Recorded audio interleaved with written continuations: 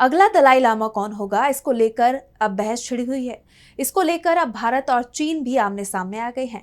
भारत और चीन में इस मसले को लेकर तनातनी देखने को मिल रही है। तो क्या है पूरा मामला, जानने के लिए देखिए रिपोर्ट। चीन ने दलाई लामा के अगले उत्तराधिकारी योजना को ये कहते हुए खारिज कर दिया कि भावी उत्तराधिकारी को उसकी मंजूरी लेनी होगी। इस बीच भारत ने भी साफ कर दिया कि अगले दलाई लामा के चुनाव का अधिकार किसी को भी नहीं है। उत्तराधिकारी को लेकर छिड़े विवाद के बीच अल्पसंख्यक मामलों के केंद्रीय मंत्री किरेन रिजिजू ने आज गुरुवार को दो टूक शब्दों में कहा कि अगले दलाई लामा पर फैसला सिर्फ और सिर्फ स्थापित संस्था और दलाई लामा ही लेंगे।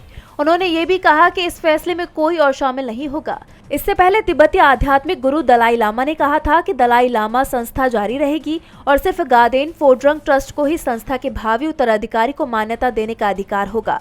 गादेन फोड्रंग ट्रस्ट की स्थापना दलाई लामा ने साल 2015 में की थी। दलाई लामा के 90वें जन्मदिन से पहले तिब्बती गुरु की इस घोषणा के बाद जानकारों का दावा है इससे बीजिंग के साथ तनाव बढ़ सकता है। बता दें कि बौद्ध धर्म के अनुयायी केंद्रीय मंत्री किरेन रिजिजू और उनके साथी केंद्रीय मंत्री राजीव रंजन सिंह 6 जुलाई को धर्मशाला में दलाई लामा के 90वें जन्मदिन के अवसर पर भारत सरकार का प्रतिनिधित्व कर रही हैं।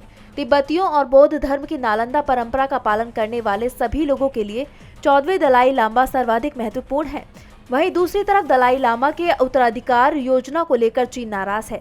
चीनी विदेश मंत्रालय की प्रवक्ता माओ निंग ने उनकी घोषणा पर कहा, दलाई लामा के पुनर्जन्म को धार्मिक परंपराओं और कानूनों के अनुरूप घरेलू मान्यता, स्वर्ण कलश प्रक्रिया तथा सरकार द्वारा अनुमोदन के सिद्धांतों का पालन करना होगा। पहले से ही दोनों देशों के बीच सीमा विवाद छिड़ा हुआ है और दलाई लामा को लेकर एक बार फिर विवाद गहरा गया है। डीबी लाइव की रिपोर्ट।